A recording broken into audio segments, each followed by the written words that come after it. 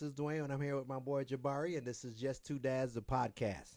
Episode number 5. 5 episodes already. We're getting pretty prolific at this, people. So, I hope you guys appreciate the effort that we're making. I am putting my face in the mic, making sure that we can hear everything that's being said, to hear my silky voice. But episode 5, man, I think last episode was pretty exciting. I enjoyed the topic. Got some good feedback from, of course, my incredible wife. But, sorry, that's my other camera. Yeah. So, yeah. On to this week's topic. Before we get into that, how was your week, bro? Well, before we get into my week, first and foremost is Black History Month. So this month I am black, but because of Black History Month, I'm blickety black. Wow, you're okay. I feel like your tan should be deeper, but okay, that's fine. That's fine. I'm okay with that. But yeah, and I think we have Valentine's Day on the horizon, which Right. is thing that we love to the kids love because all the candy, of course. Right. But Still a fake holiday, but that's fine. hey, we like anything that has to do with candy. We'll take it. We'll take it. All right. So how was your week? It was just cool. You was just all right. So this week, man, it was busy, man. Work was busy. Right. Just getting adjusted, new quarter, so a lot of new things coming in. Of course, kids' schedules all over. I had I had a doctor's appointment I had to take my kids to. That was fun. Always fun. In the beginning of your day, Also left my wallet at the doctor's office. They called my wife, and she's like, "You've got to get a different wallet or something." I don't know. Why? They ended up laughing at me when I went to pick up the wallet at the doctor's office. They laughed at me because this wallet is so heavy. How did you not feel like you didn't have this wallet? Do you put this in your back pocket? No, it has an Apple. It has an air tag built into it. Okay. And the air tag told me after I was that you was 5 miles at away. the house. But anyway, that was my week. How about you? How was your week, man? My week was nice and quiet, thankfully. Just worked. It's my the second week, first week of the month. So first week for me at least for my corporate job is very busy for the first maybe 3 weeks of the month, and then last week is generally a little bit quieter. So first week got a lot of work done, but outside of that, really just trying to stay warm. It was still cold this week. Yeah, still cold. I was a little disappointed on that, but I did get to ride today. Nice. So I was super excited for that. Got about 18 miles in. So I was glad to be out there and get my body moving again. So, I want to hopefully, the weather, continues to cooperate, and we remember that we're in Florida. And, for sure. So I could be back out there riding. Yeah, I need to get back out there. I'm out there mentally. I'm out there with you though. I feel it. I feel like I'm not doing this by myself. So I appreciate your thoughts. Yes, yeah. As I try to not get hit by anybody. But all right, getting into this week's topic. I'm making sure that I don't mispronounce the word. The word and the topic of today is fear. Ooh. Fear, the big F word, the other one, right? So fear is something that I think we all deal with. Yeah. The goal of today is, again, to just speak about it from, of course, our perspective, our interactions with it as being human beings, and, of course, being dads and husbands and stuff like that. But really just to, kind of explore it a little bit, see, we try to push ourselves when it comes to what we discuss. We can always talk about easy and light topics, but I think exploring things that you may not necessarily have thought about too much can be exciting. So I'm hoping that we can share some things, that we're comfortable sharing and not have to delete. And I'll let you start. So I'm gonna start with the first question here, which is, what are you afraid of? And when I ask that question, it's not, you can share that I'm afraid of snakes, right? But I would hope that you would say, other than necessarily things or people that you're afraid of, something that is a little bit more intangible that might be something that you're afraid of. So can't be snakes or dogs. It can be. It can be. I mean, but I feel like that's more surface I'm level. not afraid of snakes, but this is deep. This is a deep we question. deep over here, man. I mean, I think, I don't know. That's a tough question. I think I'm afraid my biggest fear would probably be finite time, death. Right. Because ultimately everyone's gonna die. Right. So you have a finite amount of time to do whatever you're gonna do while you're on this side of the right. of the dirt. Right. So I think that is a big thing that motivates me, knowing that at some point, because you don't know when either. Right. Yeah. Yeah. Yeah. You're blessed if you live a long life, Right. but you could get hit by a car tomorrow. Exactly. So that is always in the back of my mind, like, oh man, like I need to capitalize on the time I have with my family, with my wife, my kids, friends, things I want to do, things you want to buy, places you want to go. So I think that probably is fear. It's not unhealthy amount of fear for me, but I think it does help motivate me to stay on task just in case I get hit by a bus. Right. No, and I again, I try to force myself to look at fear not necessarily as always a negative thing, because again, fear to me is a acknowledgement of something. Yeah. Right. That's an acknowledgement of a feeling or whatever it is. For me, I think what scares me is similar to what you kind of mentioned. I have a great fear of missing out on things, right? FOMO. As, you know, but it's FOMO for my strictly family stuff. Yeah. Right? Yeah. So I am fearful. I cannot picture my life without my wife in it. I can't. And that's a reality. That's a possibility, right? Like with you not there? Well, or with my wife, being with her not there. Oh, like, I cannot picture that. Yeah. Right? But I cannot control it either. No. Right? It's the same thing with my kids. I can't picture not being there to see them or for them not, you know what I'm saying? Right, right. Like, so that kind of fear for me is the things that I am like afraid of. But again, like you said, they also motivate me to embrace every single moment for whatever it is, right? Right, right. So I pride myself and I try to be as present in every single moment because of that. I guess because of that fear that I know, like you said, that one day it's going to not be here. One day it is not, I'm not going to necessarily be physically here to interact with them. So even if it might be annoying, what I'm doing, it might be something I'm not necessarily I'm not like the hugest fan of, but I'm here with them. Right? Yeah, I'm doing it with them, whether it be my immediate family, like my wife and kids or whatever, or even if it's just with my brother or my aunts or my uncle, you know what I'm saying? Like any time that I can have that connection with the people that mean the most to me, I relish it because I also know that, like you said, the time is finite. Yeah, the time is finite. So for everyone. Right. That's the thing. Right. Like you said, for my wife and kids, I think considering that, that right, death, because you would never want to think about that. But that fear of death is, like, for me, is spread across everyone. Right. That I love and care about. So it's like, oh my gosh, like. But then it's like at the same time, I'm like, I'd rather it be me than them. Of course, 1,000%. And so it's like, well, if it's my time to go, they can go. But my wife and kids can carry on. Right. And that's what we do as men. We want to protect them even when we're not here, right? So we rather go first. Yeah. Right. I tell my wife all the time, you better not. I can't fight you, but I would want to fight you if you did that. But I can't, because we can't control it, right? You know, do what? I don't want to just leave me. Are you kidding me? You can't tell her. I mean, no, understand. It's a totally unreasonable request. Yeah, okay, it's okay. a 1,000% unreasonable request, right? Yeah. It is strictly driven by my fear of not wanting to continue on and to face what that could look like, right? But there was a time when she got really sick. I'm not going to spare all her business out there, but she was sick enough where I was like, I'm nowhere prepared for this. I'm not in a position mentally to carry on without her. Yeah. And that scared the crap out of me. Right. So, I think that type of stuff scares me more so than, like the obvious stuff, like, I'm scared of what's the proper word for it? They call little people now? Little people. Little people. We used to call them the M words back in the day. Right? Yeah.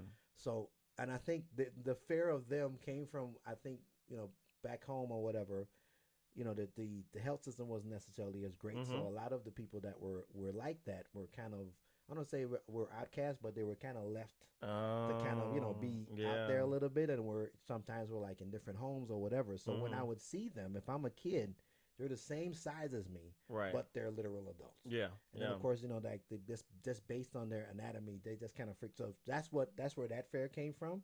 Really? Then couple that with a clown. Like if you have a small person clown, done. Yeah. To this day, I don't mess with clowns. Right? That's not my thing. So yeah, that's still a fear. But the bigger fear for me again. Well, yeah. When you talk about stuff like I don't like heights. I don't like heights. So I don't like being high in any point in time. So So as I've gotten older, I like flying less though. I do not like to fly. I used to love flying. I never liked flying, but it's gotten worse as I've gotten older. As I've gotten older, I've definitely not. That's just a lot of trust on those two pilots thing, in there, man. And you're just holding on. And it's a lot of unknown up in that sky. But I think well, too, for me, it's the lack of control. I have no say in none. Yeah, and you just. I would always say maybe our carry-on should be a parachute just in case. Man, I don't know. Because the thing is if you're in a plane and it's going down, like what's going through your head? Like you just know it's a wrap. It's a wrap, bro. That's a night. That would be terrifying. So piggyback off that. That's why I don't sleep on planes. See, that's why I have to sleep on planes. All right. So again, I can't. Listen. Shout out to anybody who could do that. My wife will go, bam, out there, sleep. All she needs is a small window. She's out there. Let them kids leave her alone. She's out. Me, paranoid. You don't want to wake up even dead. if I'm exhausted. Yeah. Even if I'm exhausted, because I always say I at least want to say one prayer before I go down. And at least let me pray for my people because they might be asleep or whatever. So I'm always like, I gotta be able to say something right quick. Hopefully. I take the what's the pills that motion sickness ones? Oh, geez, I'll I'll take those. Oh, you take like the melatonin? Not melatonin, but it's like whatever the motion sickness pill is. It drowsy. It's sure. So I take those before I fly because I'm too paranoid. If I used to be the one, you get on a flight and you can watch your travel, like where you're going. I would sit there and that would be up my entire time. Because I want to make sure we're staying on course. Yeah. I gotta check that. I gotta make sure that the pilot know what he's doing. We had one time though. We had the most terrifying flight ever. Right. It was severe turbulence. Right. From Boston to Florida. Wow. The entire time. I couldn't fly on that one. We tried, I guess the pilot tried to avoid it because originally they delayed the flight. Right. And then they're like, oh no, we're just going to go. I'm sitting there thinking like, wait, hold on. Why are we chancing this? So we went and me, my wife, all of us, we're all on the kids. Right. Kids pretty much oblivious to a lot of what's going on. They still on their tablets. Life is great. Meanwhile, me and wife, we were sick. There were many people on the plane throwing up the entire time. That's too much. And it was just up and down, terrible. The lady next to me was weeping the entire time, crying the entire time. That's too stressful. So that was horrible. I don't want to go. That was bad. Just leave me in Boston. We'll drive down. I'm not going. That's what I felt. That's how we felt. But we made it through. But I definitely have PTSD from that flight. I'm with you. I'm with you. The older I get, the less I like it, and I feel bad because I used to love it. I used to love it. Put me on something. No. Put me on something. Smoke it. Let's go. Yeah. But anyway, so that's one of them. So I'm glad. So we can touch on that. So as a dad, right? What are you fearful of when it comes to your kids, and how do you what do you fear for them? Oh man. Really, so I don't know if it's a fear. So for them, I want them to be able to grow up, be able to live independently, take care of themselves, be healthy, and do something that they enjoy. And right. I know it's like, well, Jabari, that's not but that's like them not being able to do those three things. Right. I'm afraid of that, right? And that's why I feel like everything me and my wife are doing is trying to get them to that point. So if they didn't get there, I would be really afraid for them. And then on the flip side, though, is if they don't do those things, what if they have a bad relationship or whatever could happen, But I feel like you can recover, but if, it's hard to recover. You like living in the streets or something, So well, hopefully, let me not say hopefully. I feel like you guys want to let them live in the streets, regardless. Well, no, but you would go get your babies. You wouldn't leave my fear. I don't want them in my house. Right, but that's fine. But you also wouldn't let them be in the streets. No, that's fine. Well, you wouldn't put them in the streets. You might put them up. I hope not. Right. That's you're doing your work now so that you don't have to do that later. For me, what am I fearful of for my kids? Just the unknown of the future. The world continues to evolve, I guess, or devolve in certain parts of it. Faster. I'm fearful, that of just what could potentially happen for them, right? because of the way that society is and the way that technology does, a lot of our younger generations are not as attentive as we were, as we are rather. So I'm fearful that they might miss the like the blinking red lights that might be right in front of them because they're so detached from, I don't want to say they don't care about a lot of things, but because everything, maybe because of they're able to achieve things a lot easier than we were. It's not as much value to it. So there's not as much emphasis placed on knowledge, and there's not as much, thing that come along with being smart and being purposeful with your stuff. So I'm fearful if of course we don't have enough impact on them, what their world could be like, because things are rapidly changing. Oh, right? Yeah. AI is being shoved down our throat. Even if you like it or not, you're getting it. Oh, yeah. Right? So with that, what does that look like for the future? What does that look like for them as they grow up and they become adults and they potentially Jobs, look to have careers, to be like? Fathers and mothers or whatever. So I'm fearful of that, for them. And outside of that, like I said, it's just being, us, Oh, yeah, being black in America. Here in the United States of America. Yeah, we always have that. You always have that fear, right? So as they go out there and they have to interact with everybody and them figuring out that. Like navigating those spaces, like, okay, when do I need to be like this way or whatever, and those type of things. So I have those fears, and I think those fears are not they're more or less unique to our group. A lot of other groups don't have to think about that. So those type of fears are what I have for my kids. All right. So next one, what does it say? How do we help them? How do we help our kids deal with their fear? Well, I think now, I think it's going to take time for them to be able to.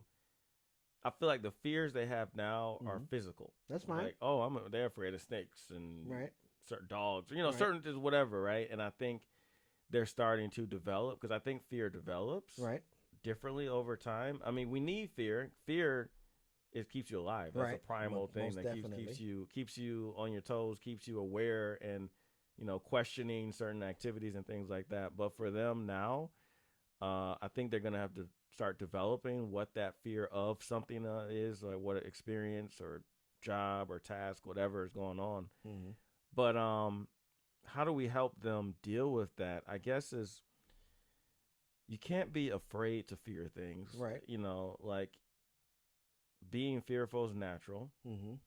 It has to be, you need to figure out, how am I going to balance living and doing the things I want to do along with these fears? Right. Because fear could also derail you from something you should be doing or you need to do. Well, it could paralyze you. Yeah. Keep you in one spot. Exactly. So I guess expressing to them how to make healthy decisions within that fear. But I just don't want them to feel like it's unnatural to be afraid of something, or afraid to take risks, or afraid to jump into something. Right. As long as you have, it's somewhat calculated and you're not putting yourself in immediate danger, right? Then, I guess it's something that, of course, they want to go skydiving or something. I'm like, I'm more probably afraid than they are. Right. Because I'm again, not gonna recommend it. Yeah. Like you said, as we get older, fear changes. Right. What we're like, when I was 18, I wouldn't have been afraid to jump out of a plane. Right, yeah. I that was one of my things that I said I wanted to do. But you telling me that today, I'm like, ain't no way. I'm not doing it. Ain't no way. I'm not doing it. So what do you think? What's some things you have? Some things that so I wore this hat on purpose. Everybody can see my hat. This is a Junior Olympics hat from 2021. Nice. That my son used to run track, when from the time he was 5 until right up about 10. And this was the first Junior Olympics that he qualified for. This was, right in the middle of COVID or whatever. He was, we had moved to Florida, a year before, and we just kind of joined this new team. He was the only kid from his team that qualified to go. And he didn't feel like he was good enough to go. And I was like, why would you not feel? He said, no, I'm not as fast as everybody else. I can't beat anybody else. I said, that's not why we're going. I said, you're going to have to go. I said, I understand that you don't feel like you're good enough. I said, but the only way that you're going to know if you're good enough is if you go. So you have to get over that fear of, I don't think I'm good enough to go. I don't think I deserve to be here. Yeah. So my thing for him is that, and I try to do this with all of my kids, is to have them understand, like you said, you're gonna be afraid. You're gonna have doubts about yourself. When it comes to that type of fear when we're talking about. But how do you deal with that? Right? Do you then cower away and say, I'm not going to try anything? Because again, I used to cower away and I used to not try nothing because I was too scared to fail. Right? Yeah, I was going to hit on that. So, yeah. So giving my kids the permission to say, you know what, I understand that you are scared of this. You think that this is something that you're not necessarily good at. Right. Because you've never done it before. That fear that you feel is a natural feeling. Right. Now that we acknowledge it, we understand that it's there. We're not going to let it stop us from doing and becoming as great as we can be. So that's how I try to have them deal with it. Anything that you have in front of you, it is scary as heck. Life is scary. Life is scary, right? Scary place. We have scary things that we have to deal with all the time, right? How do we then teach them to say, okay, yes, I am afraid, but I cannot be stuck right here, because if I'm afraid and I'm stuck, then I'm in more danger, right? So like when you say in a life or death situation, we unfortunately had the experience of the next Junior Olympics that we went to was in North Carolina. I don't know if you had heard about it. It was on the news, but there was a alleged shooting that happened during the thing, and we were in the stadium when all of that went down. So it was me and my kids. My son, of course, was getting ready for the relays. And then my daughter was in the crowd with me. We're there with the team and everything. Everything kind of happened, right? So you see people running. You see different things happening. A fearful situation. Now I have to consider the safety of my kids. Where are we going to go? Right. I'm in a city I don't even know because I'm in North Carolina, right?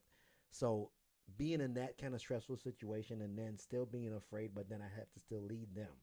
And how did they respond to that? Thankfully, they were very, very attentive to me at that point, because we didn't know what was happening. We were ducked down underneath the benches and all that stuff. We got in the back of a pickup truck and had to it was crazy, right?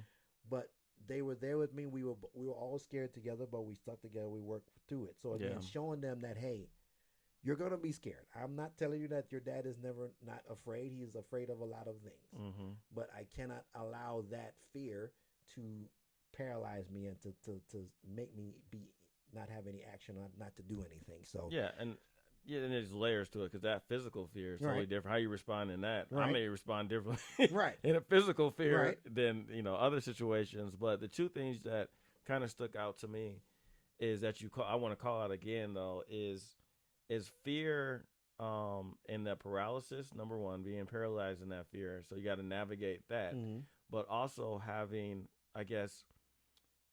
the fear that you're going to fail. Right. And that is a natural feeling. Right. So it's like you still have to navigate it, because if you don't carry that's that chip on your shoulder, right? You got to have that understanding, like, I have to do things right so I don't mess up, because I don't want to mess up. Right. Because I don't want to look a certain way or experience a certain type of thing. And then the last thing I think is that imposter syndrome. The fear of, should I even be here? Do I deserve to even be here? Right. And that is, again, I feel like that's another natural fear to have. But you can use that fear to be like, okay, this is why I should be here, or this is why I am here, this is why I'm doing this. Right. I'm supposed to be here. Right. But you have to overcome that. Right. Initial. And you only overcome it by forcing yourself to do it. By forcing yourself to do it. Right. It's the only way. The only way that you can overcome it is by being uncomfortable. So I try to push that a lot, especially with my son as he continues to grow in his soccer career. Like, I'm like, bro, last time I checked, Messi, he's not lining up against you, right? Everybody out here is going to be around your age. Yeah. Right? Yeah. Sure, they may have years more of experience than you. I'm not even denying that. They may be faster than you, and you're pretty fast. They may be more skilled than you, and you're pretty skilled. But we're going to be out here anyway, right? Yeah. And every single time that he has pushed himself past that point of, I don't think I should be here, and he gets into the groove of it, he's like, I'm supposed to be here. Yeah. He would not know that if he let himself be scared, and I allow him to be scared and just stay home. You're right, son. You should just stay over here. Yeah. We shouldn't try to go, play against the best guys. We shouldn't, we're going to get beat. Not even saying we're not going to get beat. We're not going to always win. Winning is not.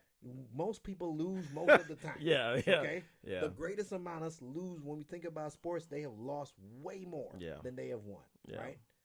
The things that make them great is that they didn't quit when they lost. Yeah.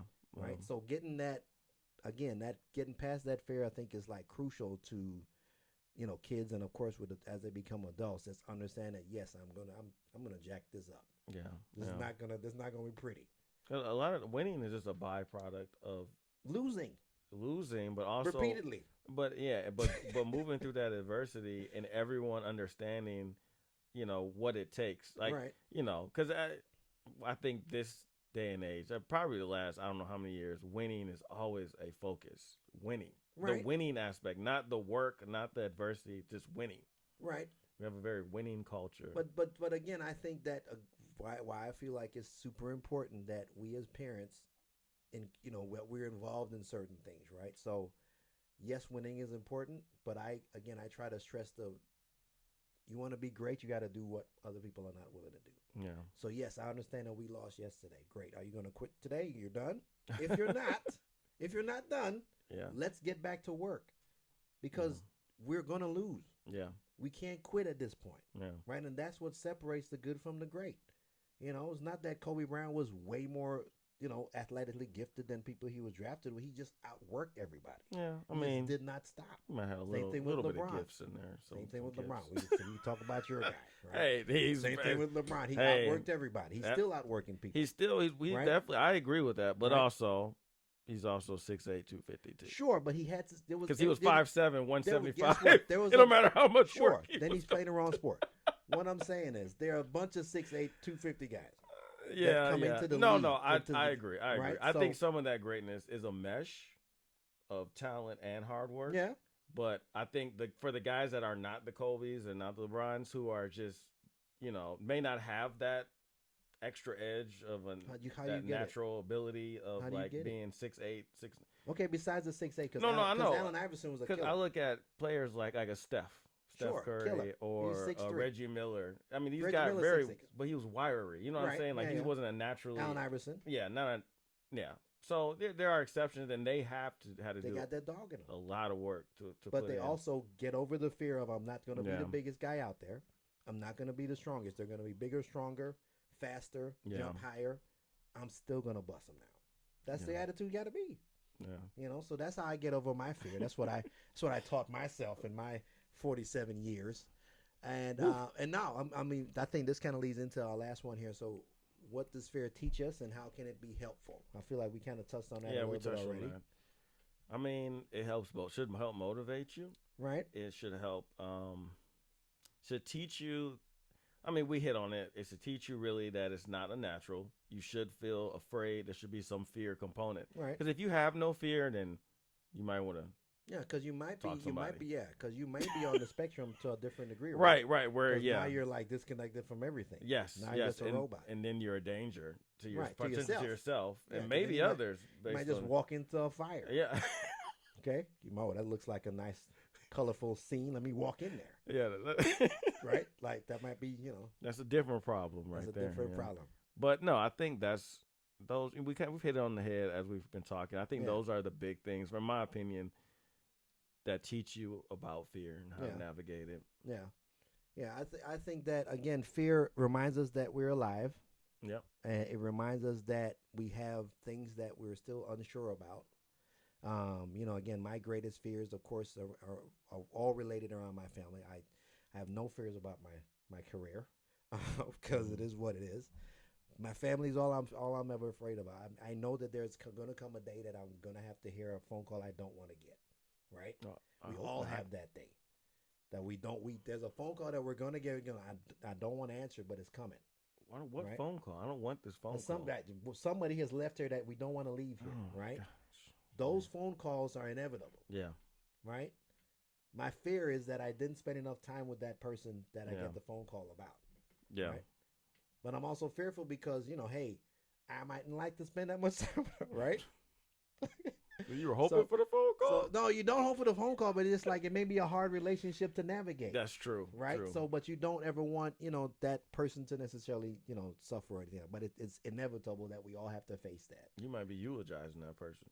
I might be. Yeah. I might be. So I am fearful of the things that, unfortunately, I can control, which is a lot. Yeah. So I try to control the only thing that I can control, which is me. Right. and how I respond to that feeling of fear. I think the biggest thing that most people get jacked up with fear about is that they act as if they're not. And once you don't even want to acknowledge Mm-hmm. that you are, then you can't move forward. So then I have a question for you that we Okay. did not have listed. Okay. All right. Is so I'll give you an example. Mm-hmm. So I did not like public speaking. I still don't really like public Right. speaking. I have no choice because of Hey. my job and Force your the hand. things I'm in. Things I'm a Right. part of, organizationally and stuff. So there is that healthy fear, but sometimes you have to run through it regardless. Most definitely. But you can still be afraid of the Most situation. definitely. Most definitely. So whether I'm speaking to Yeah. engineers or Yeah. people in the community, whatever, like I'm still afraid Oh, of yeah. that moment. Oh, yeah. Most But I have no choice. It's Right. like, or I'm gonna not be in this role. Right.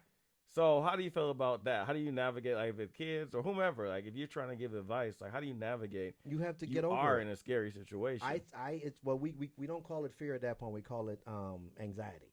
Yeah. Right. We call it anxiety. We call it nervousness, but Yeah. it's the same. It's the same energy. Yeah. Right. Same energy. So I try to, like I said, I try to tell myself, I'm freaking out, but I'm going to do it anyway. Yeah. Right. Because again, every time that I've done it anyway, it's always kind of worked out anyway. Yeah. Before I was able to do what I do right now relatively easily, I was extremely shy. Mm-hmm. My mom would tell you I was one of the shyest, most quiet kids that you would ever meet. That's why I wrote poetry, because I couldn't express myself vocally. My sister was kind of quiet like I was. My brother didn't have that issue, right? Because I tried to instill in him, hey, you're the sugar honey iced tea, Right. and I give you everything that I wish I could have for myself. Mm. So I want to try to take credit for some of that. I mean, of course, he was just naturally gifted, so it helped as well.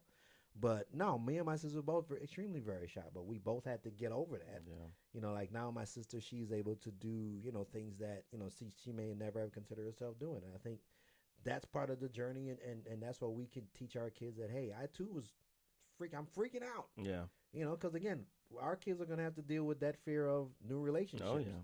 Going into, those puberty and, dealing with stuff and first disappointment, even trying to talk to a young lady or a young man at that time. There's fear in that, right? So how do we get past that point? Everything that we have to get past is going to be a little scary. Yeah. But the only way we can get to the good stuff is if we deal with the little scary that we have, because fear is really about not knowing what's going to happen. Oh yeah. Yeah. If you knew that, hey, once I drive through this, yes, I may get, beat up a little bit, but it's going to be great. I'm going to get something at the end of it. You're not going to be as fearful. Yeah. But it's the unknown. When they're going to learn how to drive, they're going to have a car. Talk about fear. I mean, fear for the insurance.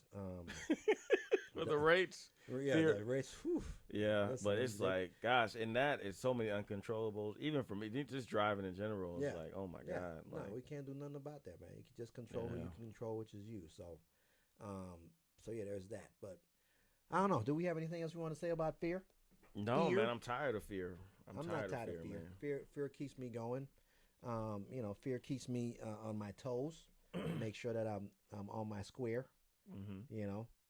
Very, very, I want to say, attentive to my surroundings, the people that are surrounding me. Some may say to a detriment, but hey, I'd rather be prepared than not prepared, right? Yeah. So there's that. You can take with that, whatever you mean. Shout out my shirt right here, Felix Trinidad from the great island of Puerto Rico. Nice. Also, Black History Month. I play on words because that's where I grew up, also from Trinidad. But Puerto Rico is also one of my favorite places. So Puerto Rican, Trinidad, from Trinidad. I see the connection. Come on, man. I'm deep. Yeah. I'm deep. All right. So you want me to ask you about the game today? I mean, do you want to Super Bowl? Yeah. Who you picking? Well, first of all, I hate the Patriots. Okay, so you're going with Seahawks. I have to go with the Seahawks. Okay, right, cool. I mean, I guess I'll go with Seahawks. I have no dog in the fight. I'm not an American football guy, but sure, Seahawks. I mean, sure, whatever. I mean, I'm always cool Detroit Lions. Always represent Lions all day, yeah. every day. Detroit everything. Detroit and Michigan. Detroit versus everybody. Right. So. But Seahawks gotta get in the work because we can't support the Patriots. I can't stand the Patriots. Right. Okay, that's fine. I respect that. I respect that. I'm looking forward to the halftime show myself. Bad Bunny. Bad Bunny. So I'm looking forward to that. I might even check out Green Day. Green Day is also. I'm gonna watch it all, man. I'm gonna watch the commercials. It's hard for me. I can't move during the Super Bowl because I want to see the commercials. I want to see the game. I want to see the halftime show. What y'all eating? I have no idea. Hopefully some wings, some wangs. I would like some wings, man. I just don't feel like making no wings. Yeah, it's got to be something where I can't move. Yeah, I want some of that kind of food as well, but we'll see how it goes.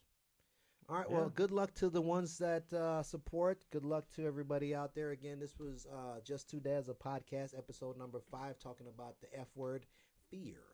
So we'll get back together, I guess, next week, episode 6. Who knows what it will be about?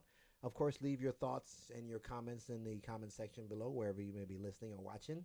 And we will get back with you guys in about a week. Peace out, y'all. Peace. We out.